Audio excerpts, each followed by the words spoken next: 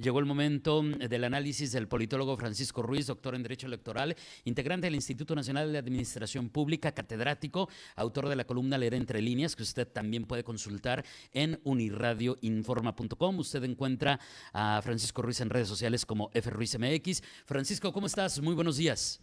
Muy buenos días, querido David. Bueno, pues como cada martes con esa presentación tan elogiosa, la verdad es que, pues, cómo no estar bien y de buenas, ¿no? Oye, interesantísima tu participación el día de hoy. Ya le di una primera revisada, pero platícanos a qué viene, de qué viene esta entrega del día de hoy, titulada TEMEC, una balanza desequilibrada. Pues sí, mira, la verdad es que el título era un poco más largo, decidí acortarlo por cuestiones de espacio. El título original era TEMEC, una balanza políticamente desequilibrada. Y bueno, evidentemente en esta entrega hago referencia a algunos números, algunas estadísticas que me llevaron un poquito de tiempo lograr obtener, en virtud de que no se han actualizado desafortunadamente. Sin embargo, bueno, sí nos permite tener un panorama bastante claro de lo que está ocurriendo, no solo en nuestro país, sino en el mundo, ¿no? Y hablando de temas internacionales, bueno, pues no podemos dejar pasar una fecha muy importante para la comunidad china en México y para la comunidad china en Baja California particularmente. Pues estamos en fechas muy importantes para ellos y bueno, obviamente para nosotros también al encontrarnos en un mundo globalizado, el Año Nuevo Chino, el Año del Conejo, pues deseándole todos los parabienes a la comunidad y agradeciendo por supuesto todas las contribuciones que siempre han hecho para Baja California y para México. Regresando al tema del TEMEC, bueno, pues no hay que, justamente en consonancia con el mismo, mientras revisaba algunos números en cuanto a la balanza comercial que actualmente tiene México, particularmente la de 2022, me sorprendió ver cuánto ha crecido precisamente la relación comercial que tenemos con China. Es el segundo socio comercial a nivel internacional, de acuerdo con la información oficial que consulté el día de ayer, aunque todavía hay una pues notable distancia entre pues el valor de las importaciones y exportaciones, de este flujo comercial que se está dando entre México y China. Pues la verdad es pues bastante admirable cómo han logrado posicionarse no solo en el mercado mexicano, sino a nivel global, ¿no? Y bueno, esto es relativamente nuevo, lleva menos de 40 años, así como precisamente China decidió hacer un giro y tomar decisiones que lo llevaron a posicionarse internacionalmente.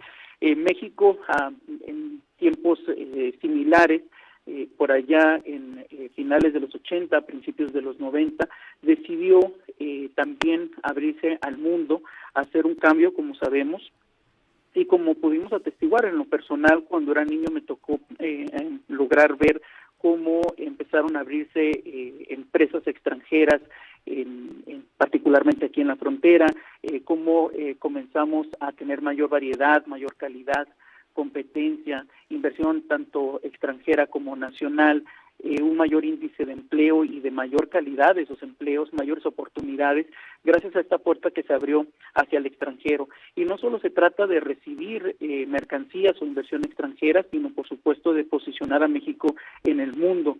En términos generales, este fenómeno conocido como globalización, pues la verdad es algo que ya no solo compete en terrenos económicos, sino en terrenos ambientales, tecnológicos, educativos, culturales. Es decir, estamos convirtiéndonos o estamos acercándonos cada vez más al tema de ser ciudadanos del mundo. Un fenómeno que ante el cual no podemos aislarnos. Hacerlo significaría un retroceso caótico, no solo para la economía gubernamental o para los ingresos gubernamentales, sino para nosotros como sociedad, ¿no? Actualmente el comercio que sostenemos con el mundo es uno de nuestros tres principales ingresos macroeconómicos. Ya no dependemos del petróleo como lo hacíamos durante el sexenio de López Portillo, por ejemplo. Hoy en día, pues, insisto, una de las tres principales fuentes de ingreso del gobierno mexicano es precisamente el comercio exterior, son las inversiones extranjeras, tanto directa como indirecta, y por supuesto no podemos dejar de lado a nuestros hermanos en el exterior. Las remesas que nos envían, pues la verdad es que fortalecen bastante nuestra economía. A pesar de ello, de acuerdo con cifras del INEGI y del Banco de México que consulté el día de ayer, entre enero y noviembre del año pasado, noviembre es la última fecha que se tiene registrada, nuestra balanza comercial, es decir, la diferencia que existe en el valor de las mercancías que se importan y que se exportan. Ojo, no se trata de la cantidad de mercancías, sino el valor que tienen en cuanto al dinero. Bueno, pues la realidad es que pues no nos fue tan bien, tuvimos un saldo negativo por menos 27 billones 405 mil dólares. Esto hay que tenerlo muy en consideración porque años anteriores, 2020, 2021, la brecha había sido menor, la diferencia había sido menor, incluso había sido positiva, pero no hay que dejar de lado que se trató de un periodo atípico en el cual obviamente tanto el presidente como su gabinete presumieron tener una balanza positiva, pero bueno, se debió precisamente a que estábamos en medio de la pandemia, a que de alguna manera el comercio internacional sufrió una pausa, un receso, pero bueno, pues ahora estamos viendo ya las condiciones bajo un libre mercado real, ¿no? La realidad es que seguimos desaprovechando los mercados como India, como Japón, como Israel, Corea del Sur. La pandemia definitivamente favoreció los números para México, pero pues hoy en día tenemos que observar y estaremos siendo testigos del resultado del desconocimiento y la minimización de un tema vital para México como es el comercio exterior. En el caso de Sudamérica no debemos de perderlo de vista. Brasil y Argentina están haciendo pues hay una alianza bastante interesante y sobre todo una alianza que debemos de tener muy en cuenta porque podrían resultar bastante atractiva para la inversión europea, para la inversión asiática, mientras nosotros continuamos peleándonos con nuestros principales aliados, ¿no? Y aquí, bueno, pues me remitiré a lo que comentábamos la semana pasada en cuanto a la 10ª Cumbre de Líderes de América del Norte. Sabemos que el TEMEC es el Tratado de Libre Comercio más importante de los que ha celebrado México, en virtud de que más del 80% del comercio que sostenemos actualmente se realiza precisamente con Estados Unidos. Esta situación, bueno, no es menor, por supuesto. Esta es una interdependencia, no se trata nada más de depender de Estados Unidos, sino que nosotros también tenemos una importante presencia allá. Y bueno, Canadá, curiosamente, a pesar de formar parte de este tratado, se encuentra con un porcentaje menor al 3%. No en vano, el primer ministro de Canadá, Justin Trudeau, venía con la espada desenvainada a México a defender los intereses pues de empresas canadienses, ¿no? Y bueno, sin duda alguna tenemos que tener en cuenta que ya para el próximo año habrá un cambio de estafeta en la presidencia de la República. Debemos observar con los perfiles que se están ya apuntalando. ¿Por qué? Bueno, aquí tenemos que reconocer el trabajo que ha venido haciendo el canciller Marcelo Ebrard. ¿Por qué? Porque a pesar de que no está el balón en su cancha o no debería de estar en su cancha, sí decidió tomar la iniciativa para precisamente dar ofrecer una estabilidad al Reino Unido. Recordemos que al salir de lo que es la Unión Europea, el Tratado de Libre Comercio que sostenía con México, bueno, desaparece. Por tanto, el acercamiento, las negociaciones se mantienen gracias a estos buenos oficios que ha tenido la Secretaría de Relaciones Exteriores y que, bueno, per se le tocaría a la Secretaría de Economía, pero pues como sabemos, hasta no hace mucho la titular pues no contaba ni con la formación ni con la experiencia necesaria. Y otro acercamiento muy interesante que está teniendo es precisamente con Corea del Sur. No se tienen claro cuándo se vaya a llevar a cabo una firma de un tratado de libre comercio. Sin embargo, sí vemos cómo se está acercando por lo menos a uno de los mercados clave para pues a mediano plazo, ¿no?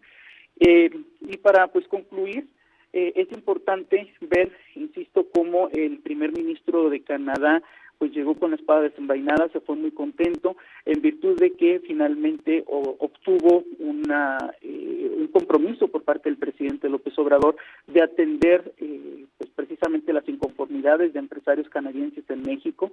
Vemos como algunos temas pues bastante incómodos, como lo fueron precisamente el descontrolado flujo migratorio, la política energética de México que le apuesta a energías sucias y a los monopolios, el tráfico de fentanilo, el maíz transgénico. Bueno, pues trataron de reducirlos al máximo en la agenda pública. Sin embargo, será interesante ver cuáles son los resultados en las próximas semanas, en virtud de que vimos cómo nuestros invitados se retiraron realmente satisfechos. Habremos de ver qué decisiones tomará el gobierno de México para mejorar la relación comercial, que, como lo indicaba al inicio de mi participación de esta semana, es fundamental hoy en día y es uno de los temas principales en la agenda política internacional. Temas súper interesantes que de repente, si usted piensa que son los especializados, pues tal vez para entenderlo a fondo y negociarlo sí, pero lo importante es que nos afectan a todos. También me atrevería a agregar el tema de la discusión por la limitación a las exportaciones de maíz, la controversia que pudiera generarse, de hecho, a través del TEMEC con el tema del maíz transgénico, la prohibición de importarlo y que violaría ciertos términos del TEMEC. Y ahí nos iríamos, ¿no, Francisco? Porque, digo, también me hiciste recordar esta acalorada discusión que tuvimos alguna vez en una clase de maestría, donde la discusión era, pues si hay tantos tratados y si hay tantas oportunidades y cuotas y se están desperdiciando y los países dicen, ¿por qué México no nos está trayendo productos que ya queremos, que ya pedimos? Ya tenemos los compradores, ya tenemos los consumidores, ¿dónde está la responsabilidad? Y si bien en términos generales la respuesta sería compartida, pues una de las cosas que reflexionábamos, te comento así súper rápido, era es una administración pública, un gobierno que no promociona todas esas cuotas que están disponibles para productos de exportación, o son los empresarios que no se están poniendo las pilas. Insisto, en términos generales hay una corresponsabilidad, pero hubo un comentario muy interesante y en el que decían, si México tiene perfectamente claro a través de sus gobiernos que la cultura del negocio, del emprendimiento y de las finanzas es una asignatura pendiente y que apenas estamos en proceso de desarrollo, tal cual, y hay que admitirlo y aprender y crecer, pues entonces el que está fallando es el gobierno diciéndole a los empresarios, a los emprendedores, oye, están estas cuotas disponibles. Entonces digo, y habrá quien no esté de acuerdo conmigo, pero finalmente todo esto se hila. Francisco. Totalmente de acuerdo contigo, David. Mira, y muy brevemente, ¿no? La balanza finalmente queda desequilibrada, no solo económica y comercialmente, sino políticamente.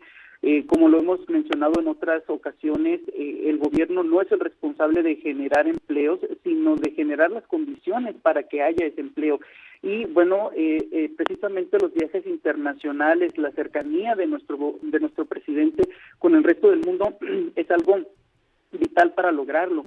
Tenemos que reconocer que, en contraste con que el presidente actual no quiere salir hacia el exterior y que incluso ha cedido o delegado funciones de manera irregular a su esposa para que lo represente en el exterior, pues tenemos que reconocer, insisto, en que la administración anterior encabezada por Enrique Peña Nieto, desde el primer momento se dedicó a establecer o a estrechar más las relaciones internacionales, y parte de ello fue precisamente generar condiciones para que los emprendedores tuvieran mayores oportunidades.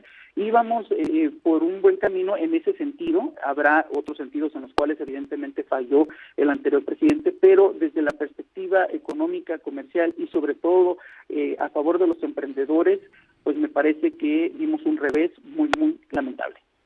Francisco, te agradezco enormemente tu participación. Nos escuchamos el próximo martes. Mientras tanto, te deseo un excelente día, una excelente jornada y una semana muy productiva. Gracias, buenos días. Gracias, buen día, hasta luego. Es Francisco Ruiz, politólogo, doctor en Derecho Electoral, integrante del Instituto Nacional de Administración Pública, catedrático y autor de la columna Leer Entre Líneas, que usted también puede leer en unirradioinforma.com. Usted encuentra a Francisco Ruiz en redes sociales como FRuizMX.